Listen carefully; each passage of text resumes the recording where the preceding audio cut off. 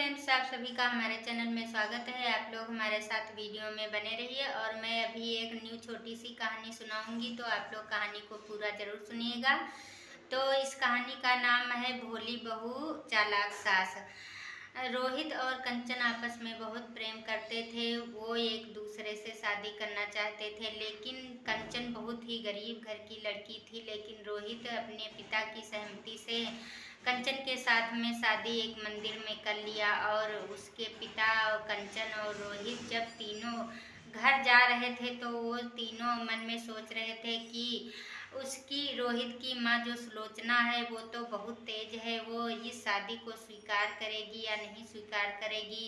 कंचन अपने माता पिता से आशीर्वाद लेकर के अपने ससुराल जा ही रही थी। वो मन में सोच रही थी पता नहीं सासू माँ मुझको स्वीकार करेंगी या नहीं। ये सोचते जैसे ही तीनों लोग घर पहुँचे तो उसकी रोहित की माँ तुरंत आरती सजा करके बाहर ले आई। और वो जैसा वो तीनों सोच रहे थे वो ऐसा कुछ भी नहीं किया और बहुत ही उन तीनों को देख करके खुश हुई। तुरंत आरती की थाल लेके बाहर आ गई और अपने बहू और बेटे की आरती उतारने लगी और कहने लगी, चलिए बेटी बहू, आपका हमारे नए घर में स्वागत है। और तुरंत अपनी बहू को अंदर ले गई। फिर रोहित के पापा से सुलोचना कहने लगी कि अब मेरा भी तो मन है शादी की पार्टी करने का, और तुरंत आप सभी लोगों को इनवाइट करो और शादी की पार्टी की जाए। अपनी बहू को हमको भी तो दिखाना है, इतनी अच्छी बहू मेरी है।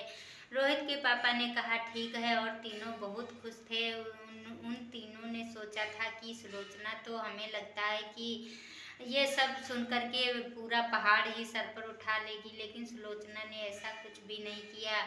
फिर भी सुलोचना ये सब ऊपर मन से कर रही थी, अंदर मन से कुछ नहीं कर रही थी। और वो तुरंत ही सभी लोगों को इनवाइट किया और पार्टी का वो दिन आ गया। सभी रिश्तेदार घर में थे और उसकी बहू भी बहुत खुश थी कि मेरी सास तो बहुत अच्छी हैं।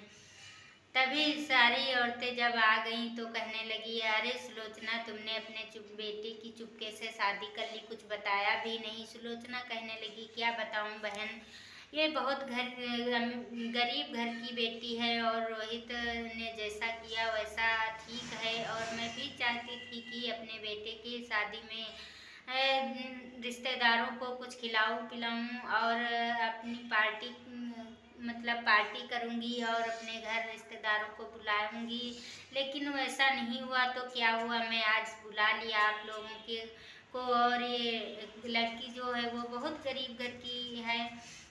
इसके घर में तो एक बैठने के लिए कुर्सी भी नहीं है, खाने के लिए कुछ भी नहीं है।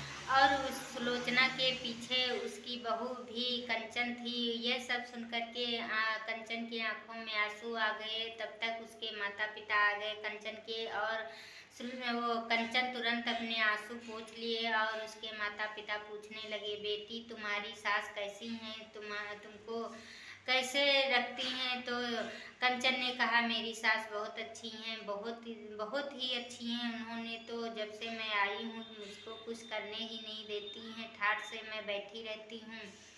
उसके माता पिता सुन करके या बहुत खुश हुए और सारे शादी मतलब वो जो लोग आए थे रिश्तेदार वो आकर के चले गए।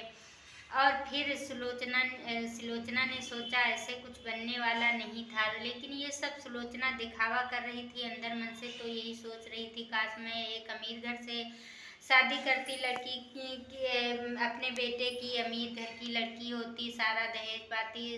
उसको कुछ भी समझ में नहीं आया और जो भी कंचन काम करती थी वो अपने ऊपर ले लेती थी। उसकी रोहित की माँ कहती थी ये काम मैंने किया, लेकिन इससे कंचन पे कोई फर्क नहीं पड़ता था।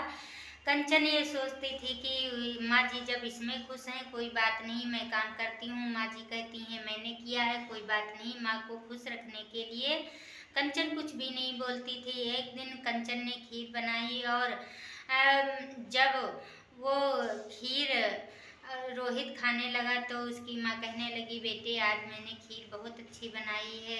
तो रोहित ने कहा, माँ जी मेरा मीठा खाने का मन भी था, खीर तो बहुत अच्छी है। तो तभी उसकी माँ कहने लगी, मैंने ज़्यादा मीठी नहीं की है खीर। तो रोहित ने कहा कि माँ जी खीर तो बहुत मीठी है, इसमें बहुत मीठा पड़ा हुआ है। तभी बात संभालने के लिए कंचन तुरंत कहने लगी, नहीं नहीं, उसमें थोड़ी सी चीनी मैंने डाल दी थी, इसलिए ज़्यादा मीठी हो गई, और बात को संभाल लिया। यह सुनकर के लेकिन वो सुलोचना पे कोई प्रभाव नहीं पड़ा, और फिर वो सोचने लगी अब क्या किया जाए। सुलोचना ने अपनी सहेली की एक लड़की थी, उससे वो शादी करना चाहती थी। वो बहुत अमीर घराने की, उसको फ़ोन करके बुला लिया, और उस लड़की का नाम सोनी था। सोनी से कहने लगी आओ मेरे पास। तो सोनी तुरंत उसके घर आ गई, और तभी वो कंचन की सास कहने लगी, सोनी तुमको रोहित को डील करना है, और अच्छे अच्छे कामों से कंचन को पीछे कर दो और रोहित का दिल जीत लो, इससे मैं तुम्हारे साथ रोहित की शादी कर सकूंगी।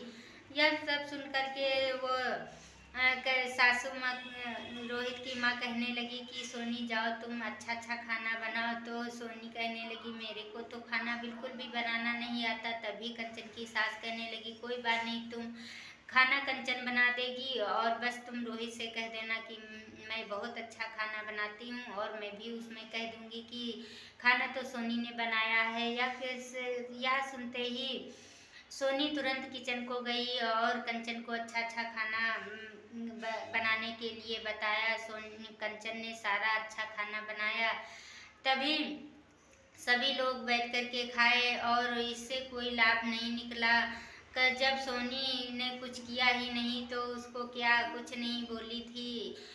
तभी वो सुलोचना जो थी बाथरूम में गई, और वहाँ साबुन पड़ी हुई थी, उस पर पैर पड़ा और सुलोचना गिर गई। सुलोचना जब गिर गई तो उसके कमर में चोट लगी। कंचन तुरंत अपनी सास को लेकर के बिस्तर पे लेटाया, और उसको डॉक्टर को फ़ोन करके बुलाया। डॉक्टर ने बताया इनके पीछे की जो हड्डी है वो टूट चुकी है। तभी वो सुलोचना कहने लगी सोनी अब तुम मेरी सेवा करके रोहित का दिल जीत सकती हो, और कंचन जब मेरी सेवा नहीं करेगी तो वो रोहित कंचन को छोड़ देगा और तुम्हारे साथ शादी कर लेगा। सोनी कहने लगी सासू माँ मैं तुम्हारी लैट्रिन बाथरूम नहीं साफ करूँगी, और ये सब हमें बिल्कुल भी अच्छा नहीं लगता। जब आप अच्छी हो जाना, ठीक हो जाना, तब मेरे को फ़ोन करना, मैं आ जाऊँगी। यह सुनकर के सुलोचना की आंखों में आंसू आ गया, और कंचन तुरंत अपनी सास के लिए अच्छा सा भोजन बना के लाई, अपनी हाथों से खिलाया, और उसको लैट्रिन बाथरूम करवा करके बिस्तर साफ करके बढ़िया अच्छे से लिटाया। यह सब देख करके सुलोचना बहुत दुखी हुई और अपने बहू को गले लगा लिया। फिर सोनी से कहने लगी सोनी तुम जा सकती हो, अब तुम्हारी हमारे घर में कोई ज़रूरत नहीं है। मेरी बहू है ना मेरे पास, ये मेरी सेवा करती है, और मेरी बहू बहुत अच्छी है। यह सब देख करके सुलोचना बहुत खुश हो गई, अपनी बहू को स्वीकार कर लिया। और इस तरह से कंचन ने सारे कामों को अपने आप से संभाल करके और अपनी सासू माँ का दिल जीत लिया। सासू माँ उसे बहुत प्यार करने लगी। यह सब देख करके रोहित और उसके पापा भी बहुत खुश हुए। तो दोस्तों आज की कहानी मेरी ज़रूर सुनिएगा और सुन के ये बताना कैसी लगी कहानी। तो इस कहानी से ये सीख मिलती है हर कोई का दिल कामों से जीत सकते हैं हम। हर कोई एक इंसान काम का भूखा होता है। तो आप लोग इस कहानी को सुनिएगा। तब तक के लिए बाय बाय।